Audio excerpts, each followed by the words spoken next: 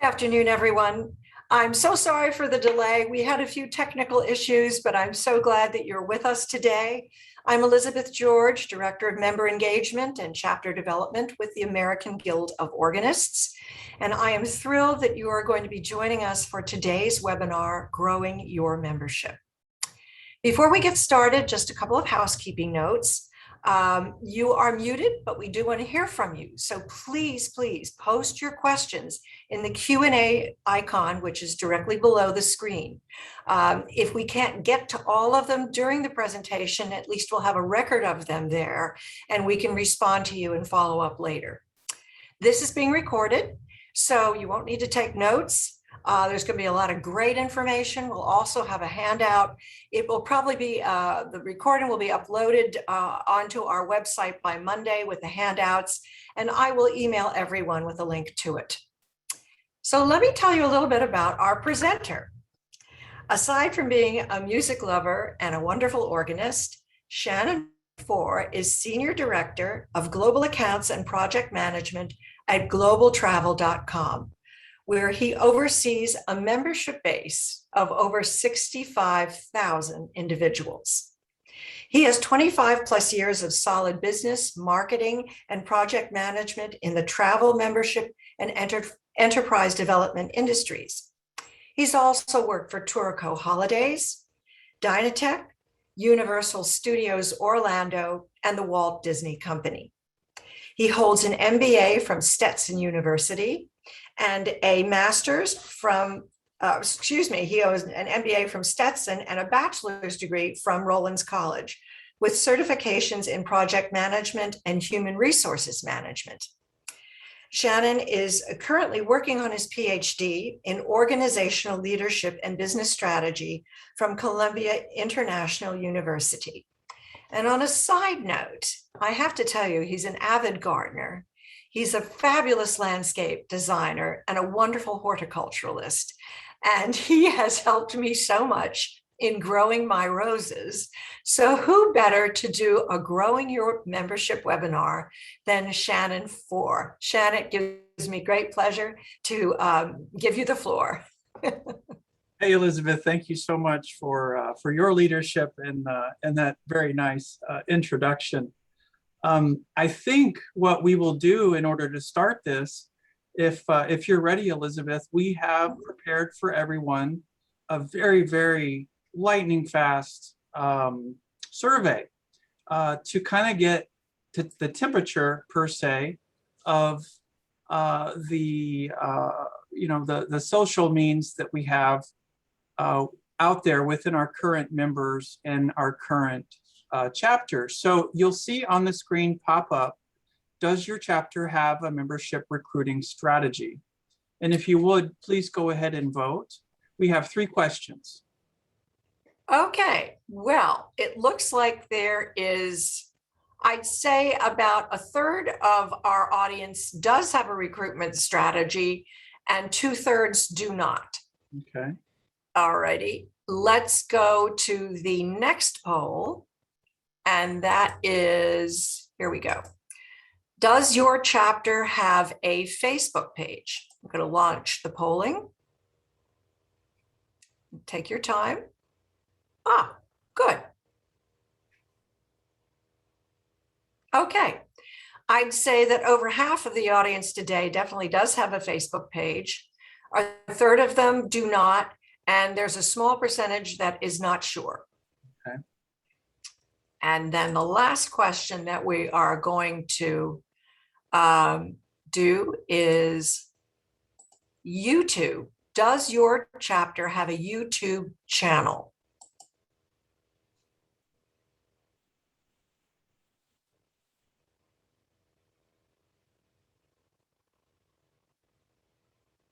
Okay, about 2/3 of the audience do have a YouTube channel and a third do not. So there we go. So that kind of sets us up for what you're going to be talking about today, Shannon. Excellent, excellent. So as Elizabeth mentioned, I work a lot within the membership industry in terms of, actually it's within the travel vertical, but there are a lot of similar aspects that have to do with finding people that may be interested within the organization or any organization that I work with that can be applied to the American Guild of Organists. And what I have put together is kind of a small document to talk about a couple different things. Number one, and it kind of goes right to this poll that we just took. I see a lot of no's in terms of, do we have a strategy? Do we have a YouTube page? Do we have social media? And those are things that I will address and talk about during the presentation today. I do also want to point out that some of the things that I will be talking about don't necessarily need a social media strategy or YouTube for those chapters that are out there that may or may not have the resources to do so. But that being said, what I'm going to do is I'm going to share my screen. And right here, I have a document that I put together. It's called Suggestions for Growing and Strengthening Your Chapter. And as I mentioned, any membership organization is really faced with the following 5 questions or objectives. And that is, number one, to acquire new members or potential members, and to cultivate members once you get them into some sort of a list. The next thing that a membership organization will need to do is to convert them into an actual membership. And of course, once you have a member, you need to make sure that you keep them your member. And then finally, in order to grow, you need to refer and hopefully evangelize your cause and send that message out there about what a great opportunity and great organization the AGO is. So for the purposes of this call, I'd like to focus really on acquiring members, of course, and then also cultivating that potential list of people that either come to events or people that you have solicited on Facebook or YouTube for that matter. And then some ideas about how to convert those members, convert those visitors into members. So the idea here, as I mentioned, is to promote your chapter events and promote your chapter with a promoted, for lack of a better term, Facebook marketing efforts, and then drive them either to the Facebook page or to drive them to the chapter website. Once the visitor comes to the Facebook page, the high-level idea here is to try to get their information, whether it's at a live concert or if it is actually online on Facebook or the chapter website, in order to capture that information so you can follow them up by email and basically invite them into a list of emails, a special list that you would be communicating with that potential member. It's important, and I know that, I will be talking about things that some folks know about, and I know that there'll also be things that people have never heard about before, but I can't emphasize enough that each event is really an opportunity to collect emails, phone numbers, and addresses. You guys have to just try to keep a sign-up sheet or just a sign-up sheet with a clipboard and a pen, so you can be constantly adding to that mailing list for upcoming events. Of course, we do have COVID, and we're hopefully getting out of that. So we'll start having those live events more often than not. But it's definitely something worth pointing out, that this is something that we need to make sure that we continue to do. It's kind of an old-fashioned grassroots sort of effort. And I remember one of the first concerts I went to was a Diane Bish concert. And I know she does it at all of her events. She passes out her cards for people to fill out. And then it says, yes, I'd like to know about more of the Joy of Music events that are coming up. Of course, another thing to do is to make sure that you have a Facebook website and also a Facebook marketing plan of some sort that focuses on every chapter event, as well as anything that's going on within the chapter that may be relevant.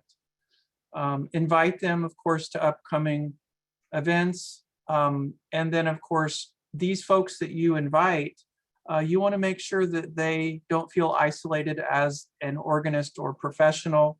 We welcome anyone who loves the organ and who loves music and the arts. You know, speaking of that, I did go to a concert recently where there wasn't any mass. It was over in Sanford, and they had a full house. There was over, I think, about 500 people there, and it was an organ and choir festival. And when I say open, it's a good idea always to have that open console policy. I know a lot of times we don't like kids to go up and play with the organ and that sort of thing. But I do have to tell you, that's when the kids are the most excited, are right after the concerts. They just go over and they hover around that instrument. And, you know, though maybe the guest artist might be, you know, over in the corner talking to some of the folks, literally, here's a great example of 1, 2, 3, 4, 5. I couldn't even get everybody in the camera shot. There were about 12 different kids running around the organ that just wanted to touch it and get close to it and see what was it that made that incredible sound. So just keep that in mind, that those kids and those teenagers are the future of our guild, and we need to be open to them with open arms at any time or any moment. So definitely keep that in mind. Another thing, another couple of ideas, and as I mentioned, I wanted to talk about some, you know, basic grassroots things that folks can do that don't involve social media. I will get to that in just a sec. But it's also a great idea to make sure that you go out into the community itself. I know that art festivals and craft festivals and music festivals are coming up, and it's okay to go there, whether you have the budget or not, to go and put up a you know, a stand that might cost a little bit extra. But if you think about it, for example, here we have an art festival that's down at Lake Eola. There's literally 100,000 people that will go to that. And the opportunity there is to pass out flyers just about the AGO. You could simply just say, would you like to learn more about one of the local art organizations that we have in the area for music lovers, and pass it out to them. You could also have a booth or a table where you would have a sign-up sheet for a free CD giveaway. It's just another way for you to collect emails, names, and addresses to put into an email cultivation list. You could also have musicians singing, CDs playing, things like that, so people are interested and kind of ask about what you got going on there. Another way that you can grow your chapter is really about collaboration. It's collaborate, collaborate, collaborate with the local organizations as much as possible. We've found a lot of our new enrollees and a lot of our younger members are coming from our partnership with the piano chapter, the local piano guild, and also local teachers guild, where they want to, you know, take it to the next step and become an organist. The other opportunity that's there is to also invite and collaborate with other instruments other than the organ. And that could be events that include a flautist, events that include a pianist, events that include basically an organ plus event. So organ plus, trumpet. The reason why I mention that is there are a lot of chapters that are out there that only focus on just organ concerts. There's nothing wrong with that, but do keep in mind, the more additional instruments that you add, you add to the number of people and interests in different kinds of music. So that will just broaden your audience. It also gives you another opportunity to partner again with another organist. So if you're partnering with the Young Teachers organization that specializes in piano, you can invite that entire organization to come to your events. Another thing that we have that I didn't really even think about until I started dabbling into it, and I know that we might be changing it. Well, I'm not going to say on card, but with whatever kind of membership management system that we have, they are actual resources. So for example, you can actually go into the system and look for your canceled members. You know, it's not that the fact that they're always canceled, it could be that their membership has lapsed, or, you know, maybe they ended up on an old mailing list or something like that. It turned out that when I went into my on-card system, when I was dean for two times, I found over 173 members that had been kind of just placed in there for one reason or another. I want to say that I was able to get about 10% of those folks back into the organization. And again, I realize I'm going over a lot of different things. If you do have questions, you're welcome to throw them out at me. It's kind of like taking a drink from a fire hose, as I say, but I do also want to let you know that you will have copies of this after the. Shannon, we do have a question. Yeah. We have a comment and a question. So I'm gonna stop for a second so that you can answer Mary Johnson.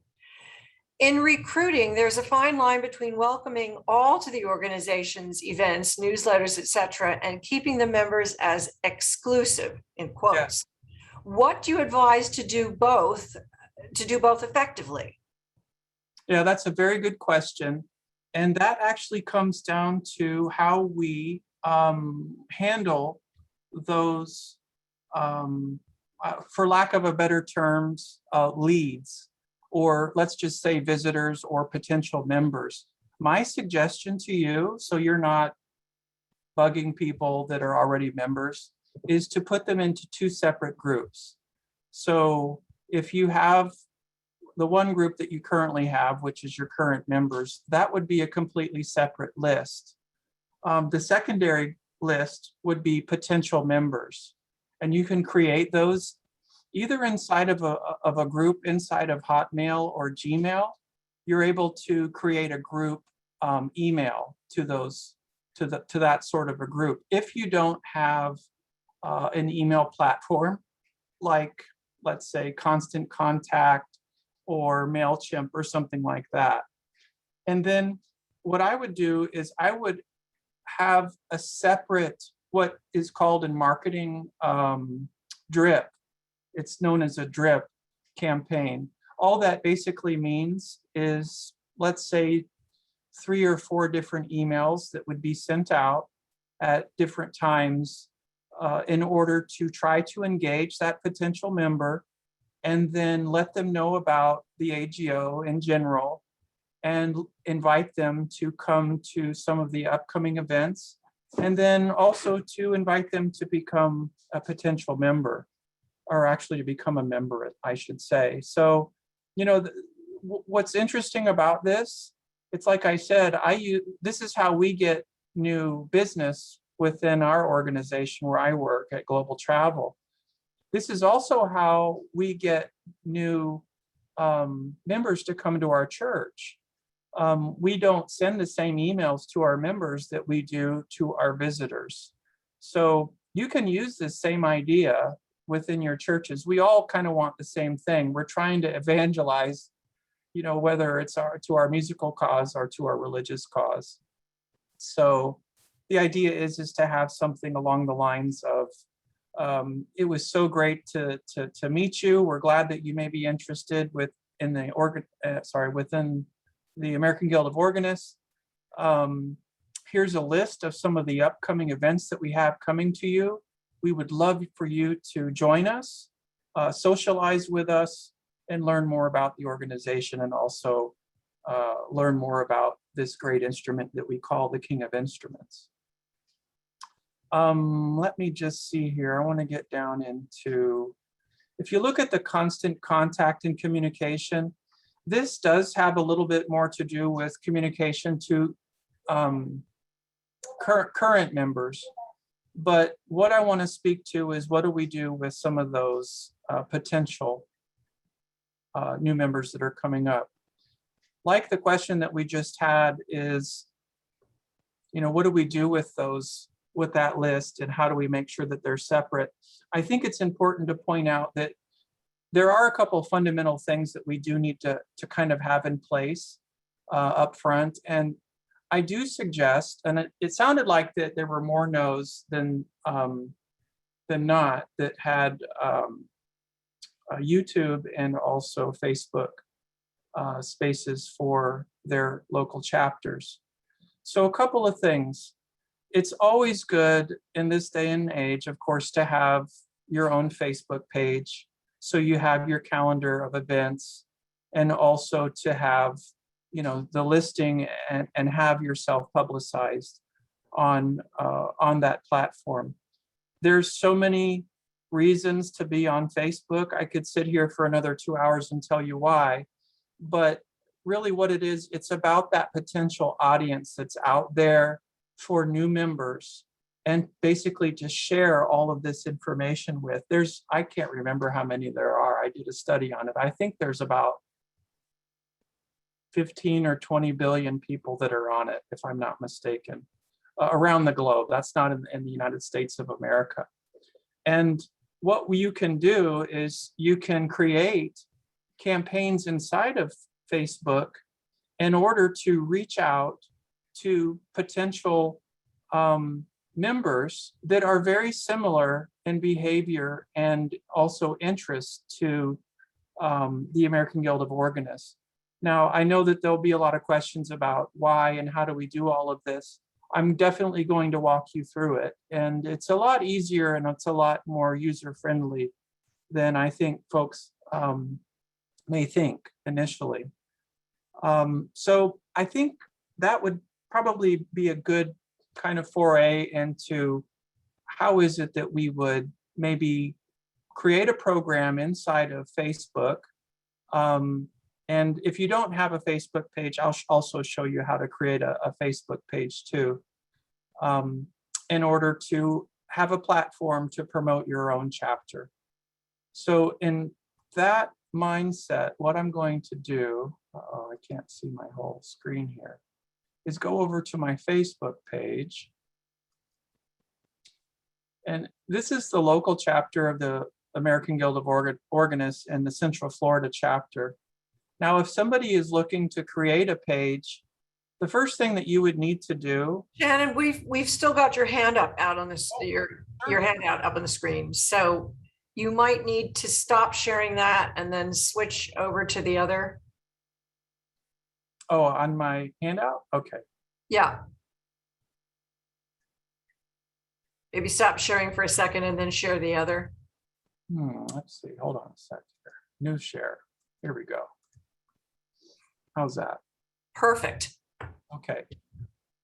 So what you would need to do is basically sign into Facebook. If you don't have a Facebook account, you would basically create a new account. And it's simply going to the Facebook homepage and clicking the button that says create new account. To create a new page, all you have to do, let me get out of this thing here. All you have to do is go over here to page. And what you would do is you would actually, I'm sorry, it's over here. They keep moving everything.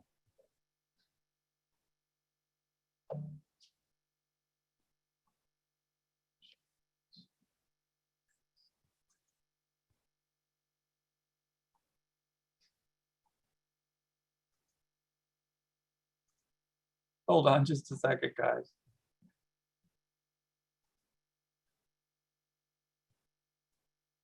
I'll just add that I, who am not the most savvy technologically, was able to create a page for a private group with the AGO. And if I can do it, you can do it.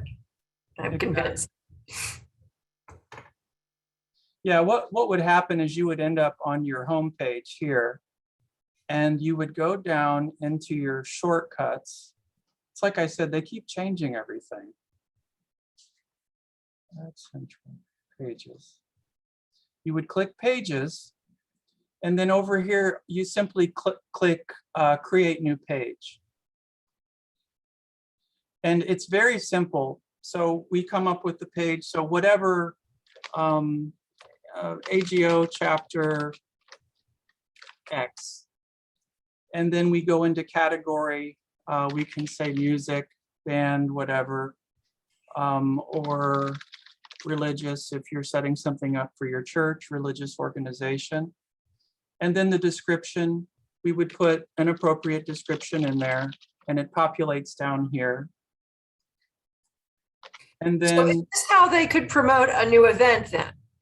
actually, this is for folks that don't have a YouTube page. Got it. Sorry, my God, sorry, that don't have a Facebook page.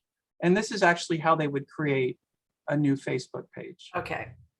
If you don't have a Facebook page, then you won't be able to create a way to reach out to other folks. So what you would do is you just continue to follow the prompts and fill out the information. And when you fill all of this information out, when it's done correctly, instead of me just doing stuff, it'll say create page. And then from there, you can upload images into this area here. And then you can continue on to do the next step, what I'm going to show you to do. So let's say that we have the page like we do here. And what we want to do is we want to try to reach out to, I think what we want to do here is try to reach out, rather than creating an event, is to try to reach out to potential people that may be interested in the American Guild of Organists within your area, and kind of create a lead funnel, which is a way to basically reach out to potential people that may be interested in the organization. So the way that this works is you click very simply on your own page, is you click create new ad. And then there's all these different goals here. So we want to think about, okay, what is it that we're looking for? And I'm going to open this up a little bit. So within Facebook, you have the ability with this goal section in terms of the create ad section to either get more likes, which is more people coming to your page and clicking this little like button. And that basically just kind of creates more buzz. The next thing is to create more leads. And that is basically putting together a form to collect contact information for potential customers. Now it says customers here, but that's not what we're looking for. However, don't worry about the fact that it says customers. What we're looking for is trying to reach other people that may be interested in our page and our organization. There's a couple of other things that are on here. There's the get more visitors to your website. That's another thing that can be done in order to get them to go to your chapter website. So I think, looking at all these different options that are available here, the ones that I would focus on for our purposes are ways to get more people to get more people to collect contact information for potential members, and then also get more visitors to your website. And I would mean the local chapter website. So what you would do here is you would click get more leads. And so what it's doing is it's creating the template that's required in order to go down this route. And what I want to talk about now is basically what just happened, what the system just did. The system is creating an ad for us to be able to get and collect more information from people that see the Facebook page for, in this example, the American Guild of Organists Central Florida chapter.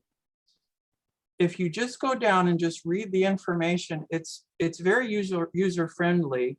You just kind of just need to look and make sure that you've checked the boxes. You have the information filled out. You set your budget, and then you click create form. It's kind of a quick general overview, but let's go through each of these things really quickly. Add creative. How do you want this to look? So we go down here and we have the description. So right now it kind of defaults and it just takes the name of the page and it throws it in here. What we can do is we can go over here and we can say, how would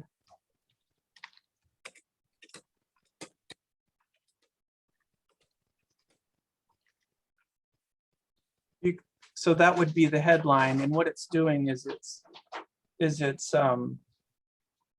populating up here. So when you see this little square over here, this add preview, this is actually what the people will see. So if you notice over here, if I change the description, it'll update over here. So the idea here is to try to come up with something that's exciting, you know, learn more about, let's say, learn more about great music in the area from the Central Florida chapter of the American Guild of Organists. And it'll pop up, there we go. And then let's go down a little bit. What it's done right here is it's already selected the homepage image. And this is a picture that was taken at one of our events. If you wanted to change that, you would simply select media, and you can upload a video, or you can also upload several images, and it will kind of rotate as a carousel. But let's just keep it simple here. And then it's asking us for a headline. And what we can put here is really whatever you want to do in terms of attracting people with kind of an exciting message of, let's say,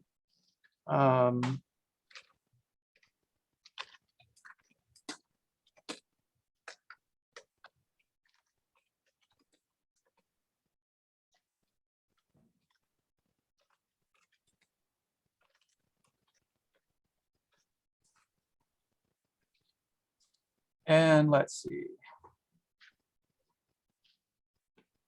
If you look down here, this is where it populates. Down over here, learn more about classic music. So we have to keep it within 25 characters. The next thing that you're going to want to do down here is when you're seeing this sort of ad preview that's in that area, is you're going to have down here the button that they're either going, that we would need to make appropriate for basically learning more about this kind of campaign. And this down here, the button label, is where you can choose to decide which one is the best to use. What I would say that you would choose is definitely the Learn More button. And again, it populates over here to learn more. And let's see, contact form created. And the next thing that I'll, oh, okay, here's something else that's really cool.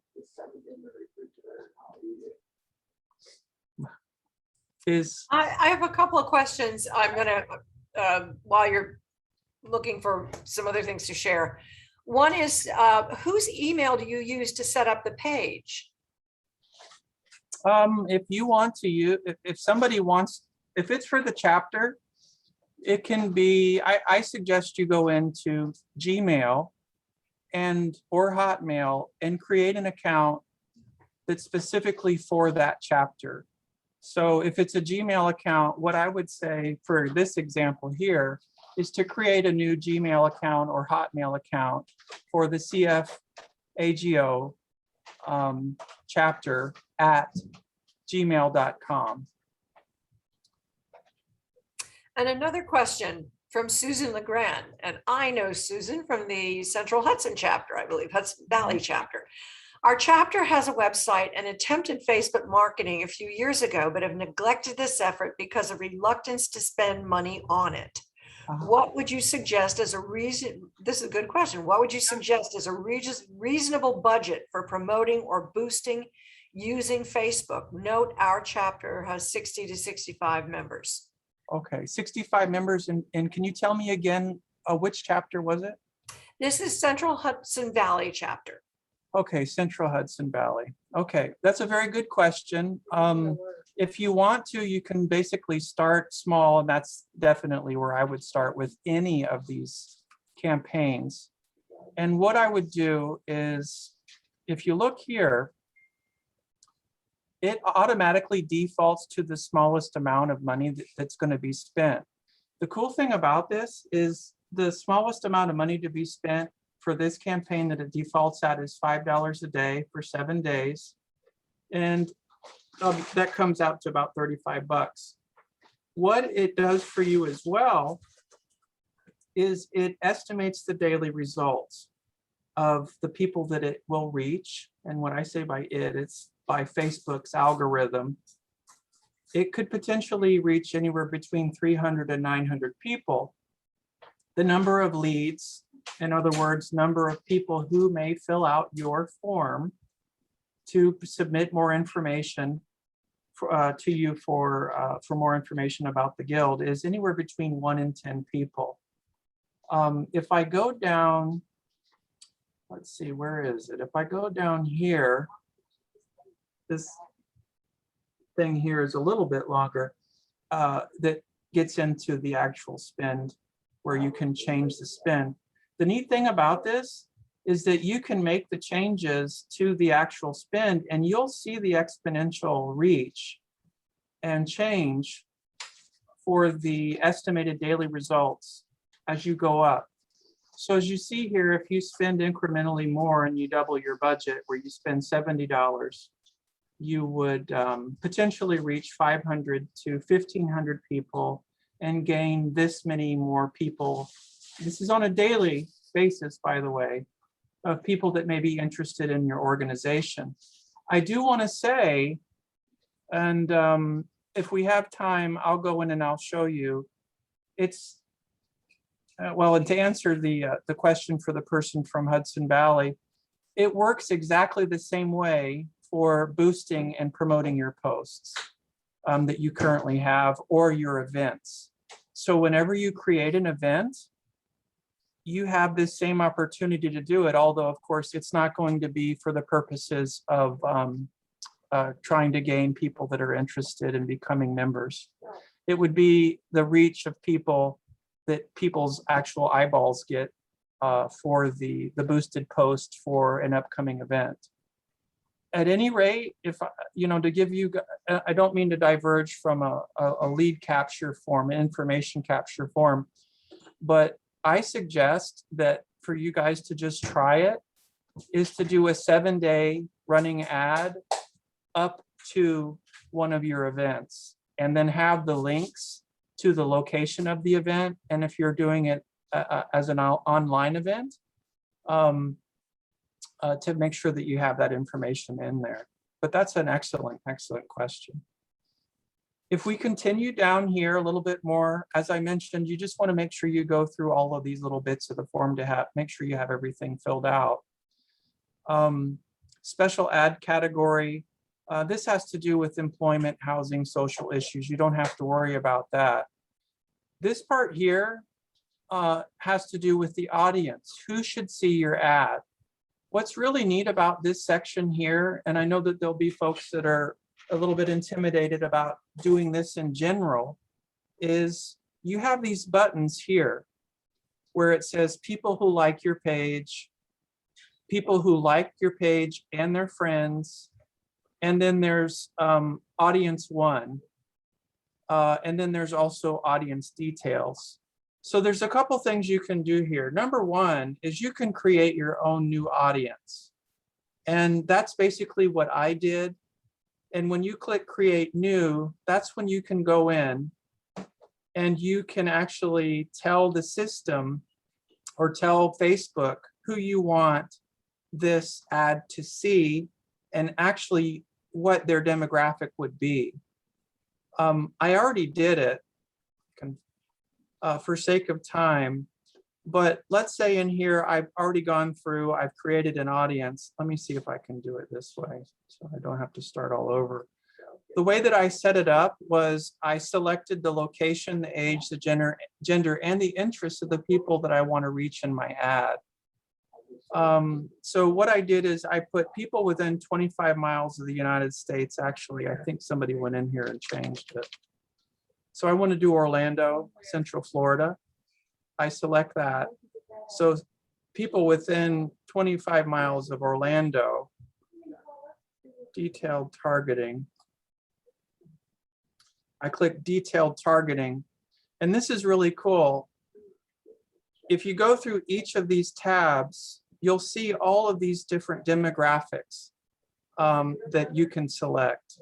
And let's see here what I did: entertainment, shopping, technology, hobbies, activities, arts and music, dancing, painting, sculpture, singing. Gosh, I can't remember where the music one is. I know I selected it. Entertainment, live events, music, classical music, gospel, so on and so forth. And what I'm doing is I'm creating an audience that I want to specifically target people to. Make sure that I've done that. So I've selected. And then what I do, if you notice here, I've added those interests. Facebook automatically goes in there and looks to see how many people, match that demographic that I've picked. If you notice, that's just within a 25-mile radius of Orlando. So what I can do, I've defined my audience. Again, there's tons of different ways you can do this. You can do it by education, by various interests, by their behaviors. By behavior, that means you could do it within their birthday. That would be something like a promotion, like we're giving away a birthday CD or whatever, or it's your birthday, go on a travel trip. That's what we do in our at work. Let's see here, what else? We don't want to get into politics. More categories. What else do we have here? So hopefully that makes sense to you guys.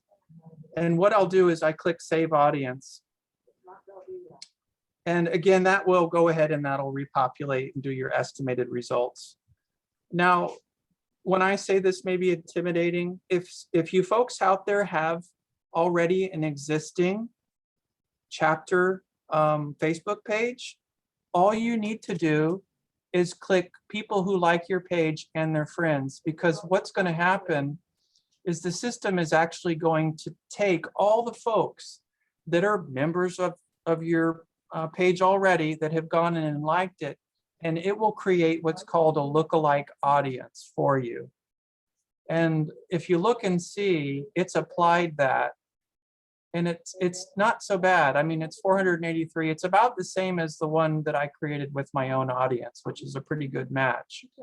So what it will do is Facebook will actually go out there and it will look for people.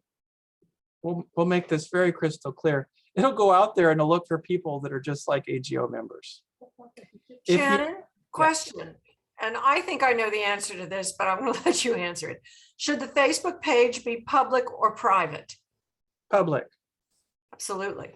Yeah, it can be public. Now, if you want to create within your chapter Facebook page a members group, all you have to do is go in and click Create Group button. And you would need to start inviting people from your membership into that private group. But if you want to do this so you're having a larger reach, you definitely want to have a public page. And I think in all reality, I don't think there'd be a reason why you wouldn't want people to know about your local chapter events. As I said, every single event, no matter what it is an opportunity to reach out to more people.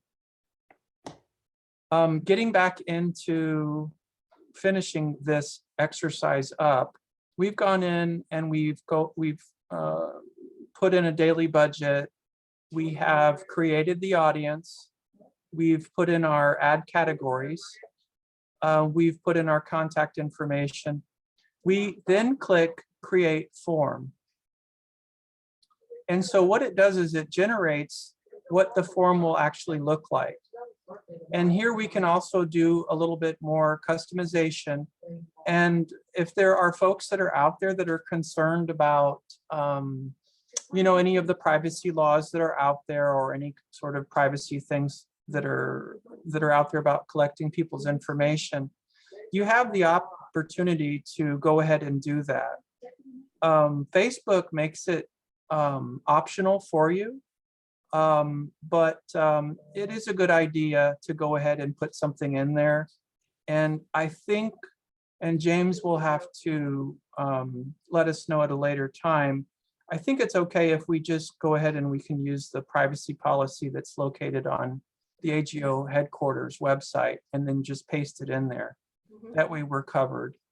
And basically what that privacy policy says is that you're giving your permission, and I mean the person that's filling this little form out, the ability or the okay for you to reach out to them with information about the AGO.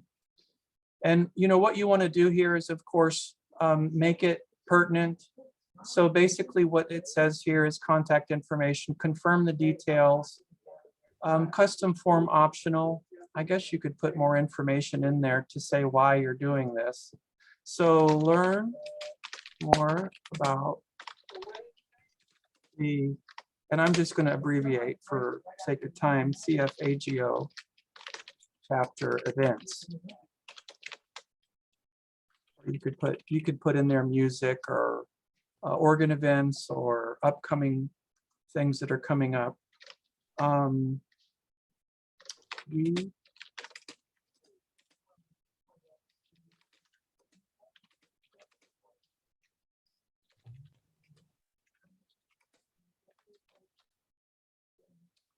So you see right here that it populated what I put down there. And now customer info, what information would we like to ask for?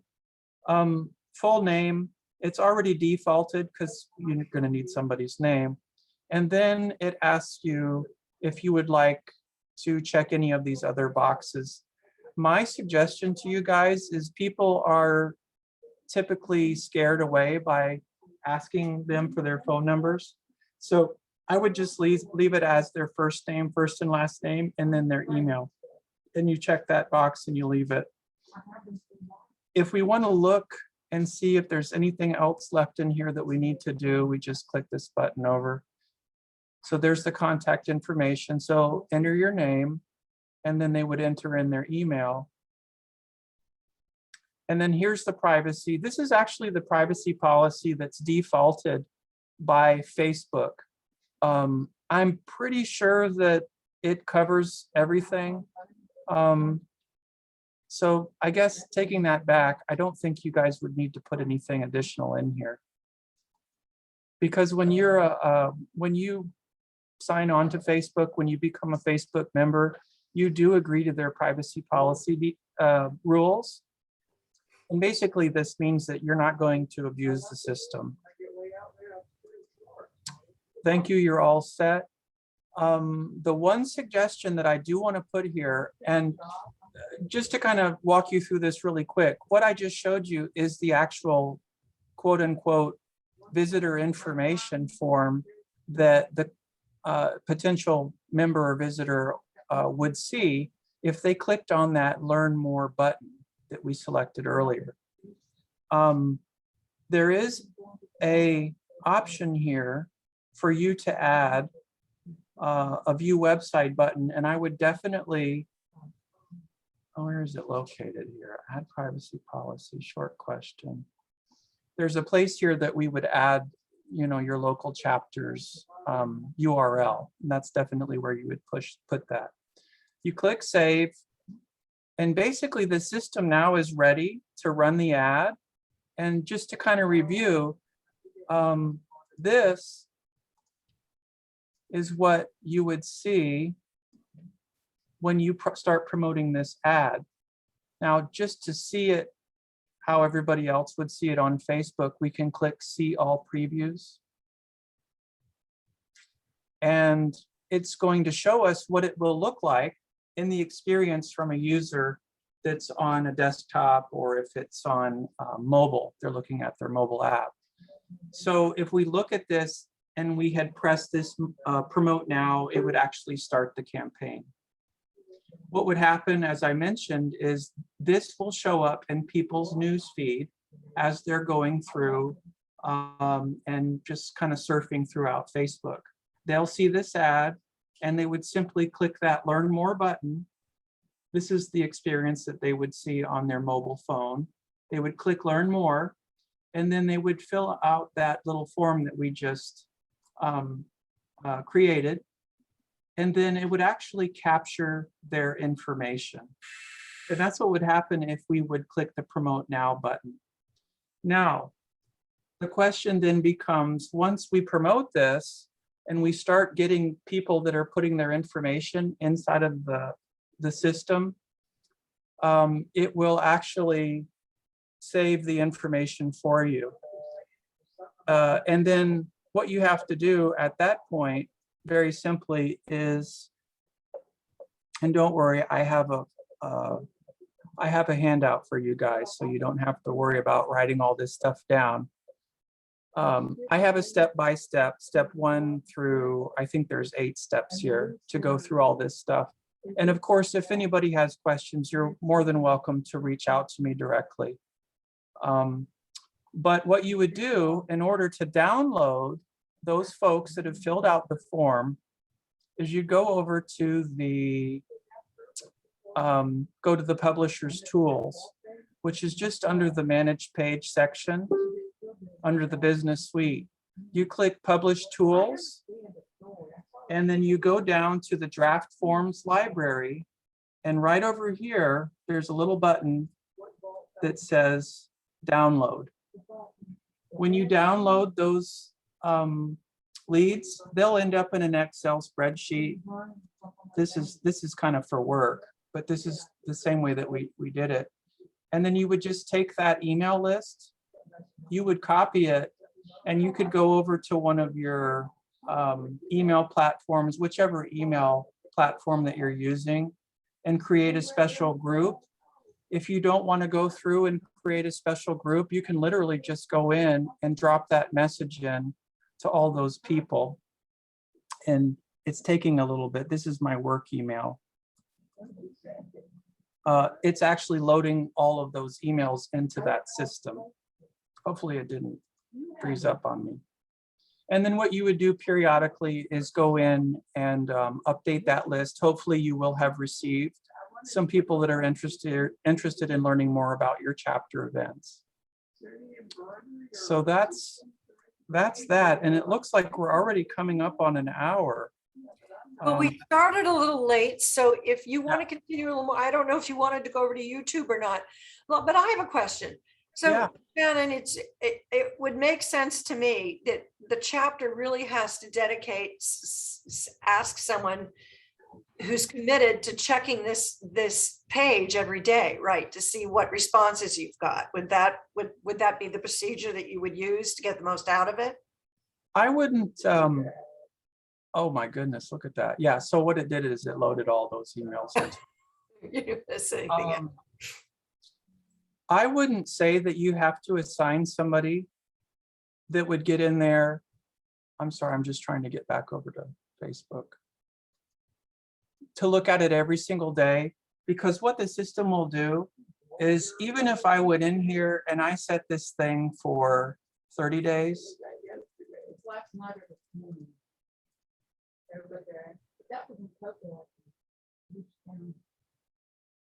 the system is going to go ahead and it's going to save it. It's going to hold it into that repository that's inside of Facebook. So it's not something that you have to go in there and upload every day or hold on to. What it will do actually is it will keep a running list of the leads that pop in there. And that's how that works. And I know that this can be a little bit intimidating. I know that it's a different interface than some people are used to, but I do have to say it's one of those things. It's kind of hard to mess up. I know you're probably like, yeah, right. But if you go in here, it's very intuitive. If you think about it, if we go back, you go to your home page, you create a new ad. I want to get more people to learn about my organization. That's basically get more leads. And then you fill out the appropriate information, and then you click promote now. What I did is I did go over, and as I mentioned before, I created a, hold on just a second, guys.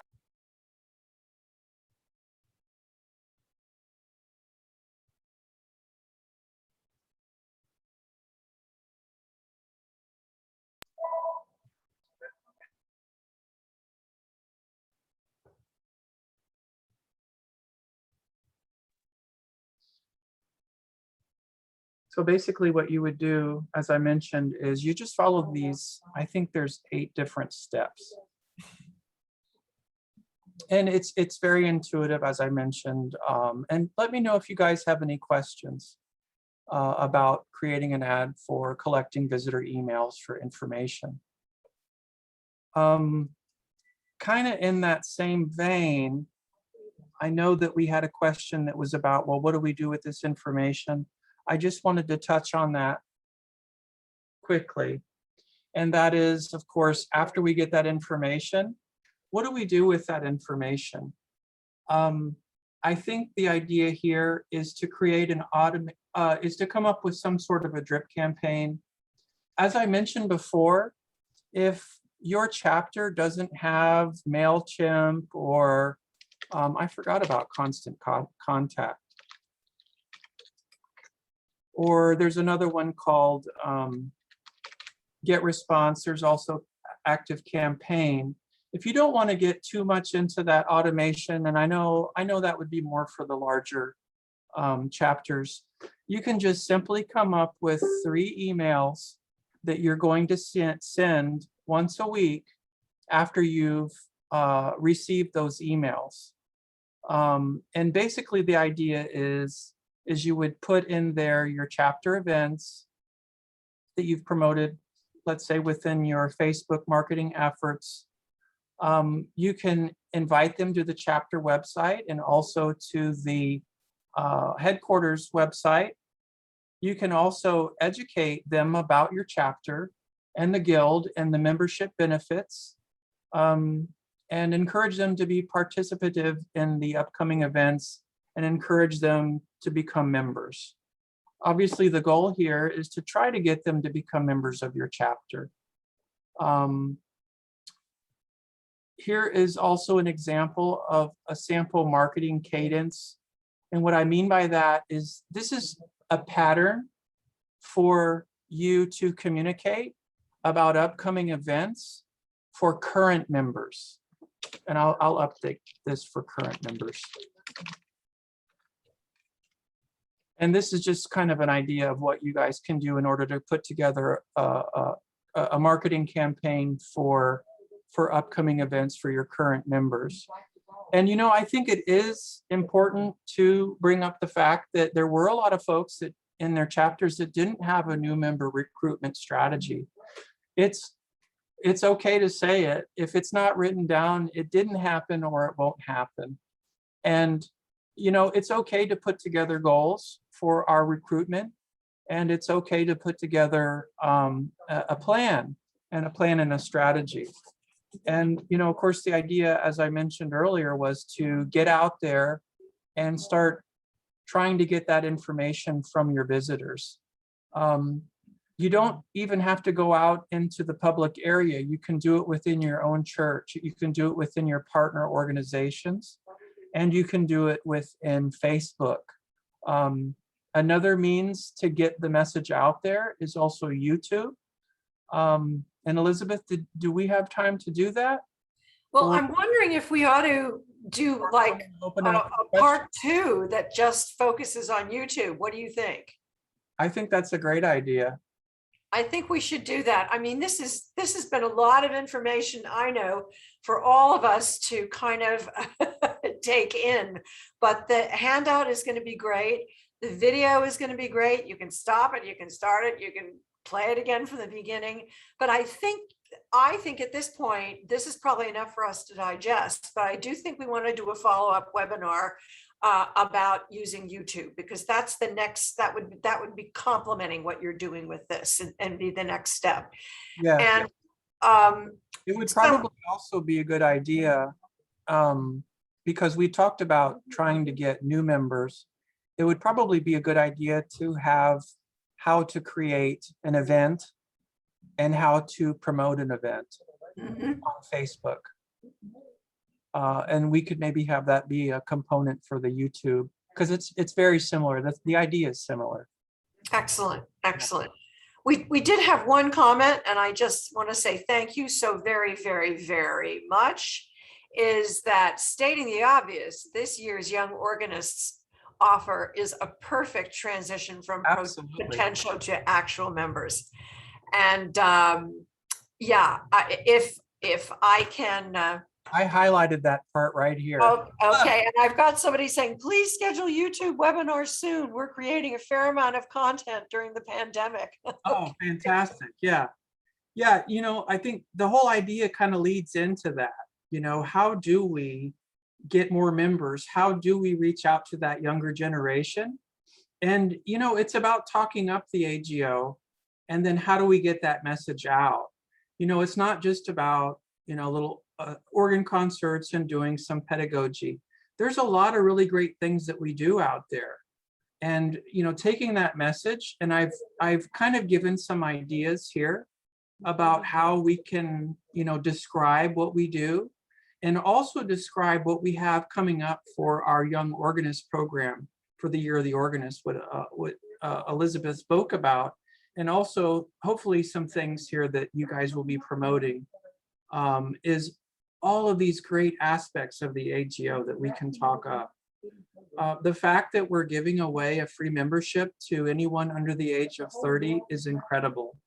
Believe me, when I went to that event and I saw all those kids, those 12 kids that came to that organ concert over in Sanford at St. Stephen's, you can believe me that I am all over that organist and that church to give them this information and invite them to be part of this organization. Because if you, like me, when I was a young man or a teenager, or even, an 8-year-old, a 9-year-old, there aren't a lot of people that have that like interest. And it's really cool to find an organization where you have that camaraderie, where you can socialize with those folks. In fact, that church, you could tell that those kids had already created kind of their own little group of, for the organ, which is great. This is just another way that they can learn more about the organ and also grow your own chapter. So this is just fantastic. I'm so excited about it. Well, I'll share if I may, and it's probably gone up since I looked this morning, but and this is not counting people that have been reinstated or renewed. We have within the last, July's not even over. Well, it is, I guess, but we've recruited, I think 158 members. These are new young organists. So that's incredible. It is good. It is. And here's the other thing that we are doing. We've gone back and looked at young organists who canceled their membership going back to 2018. Now we have to qualify the fact that they're still under 30, but we've sent them a wonderful email that says, this is not your grandfather's AGO. Come back, be a part of this year. This year is all about you. And I'll share, we were dumbfounded, but this is the truth.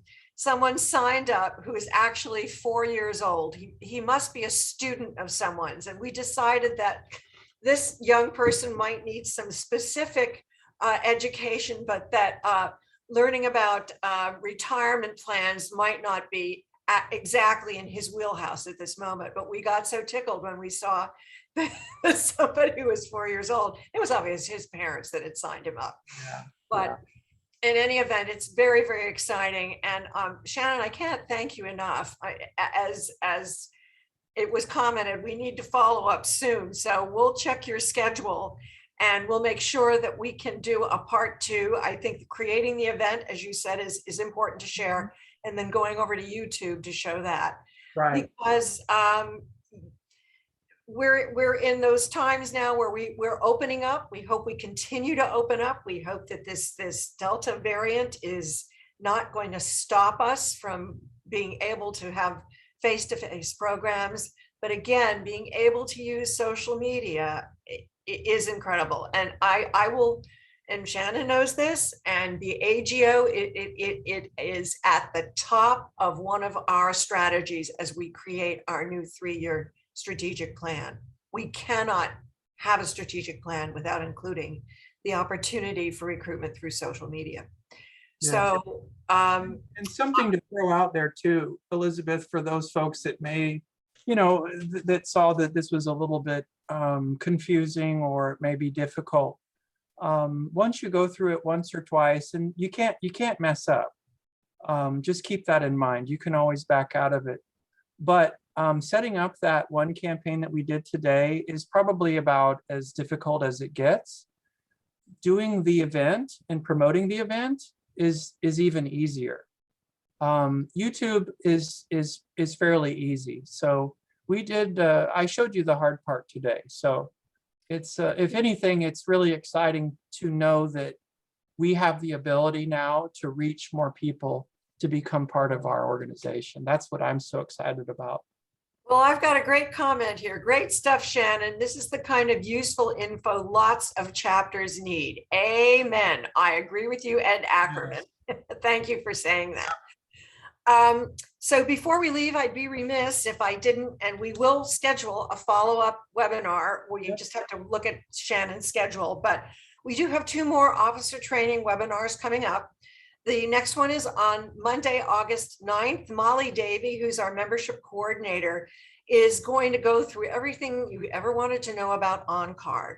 So this is for registrars, this is for treasurers, anybody that has access that's pulling lists from OnCard, tracking remit reports of whether you're getting a portion of the membership for a new member that's joining.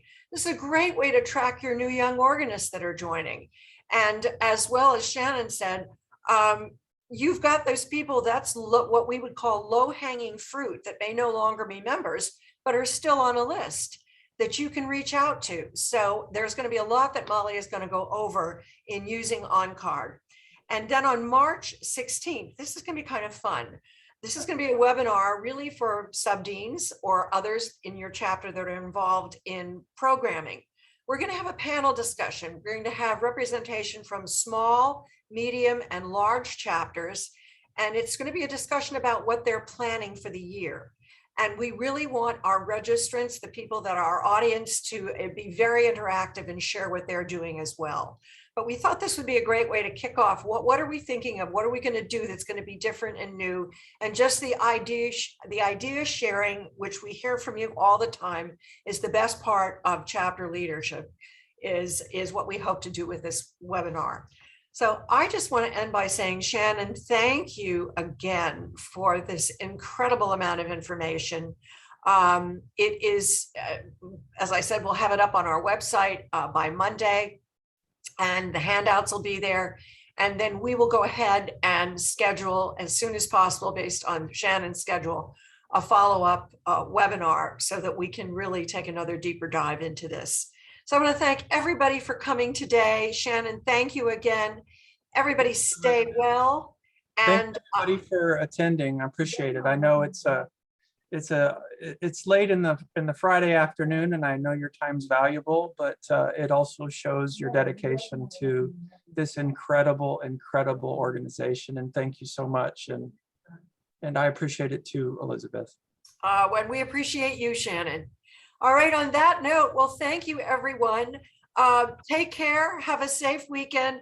I've learned on my first month working at the AGO not to say have a great weekend, because you all, or most of you, are working on the weekend. So I've stopped saying having a relaxing weekend, but I'll say have a good and productive weekend and stay well.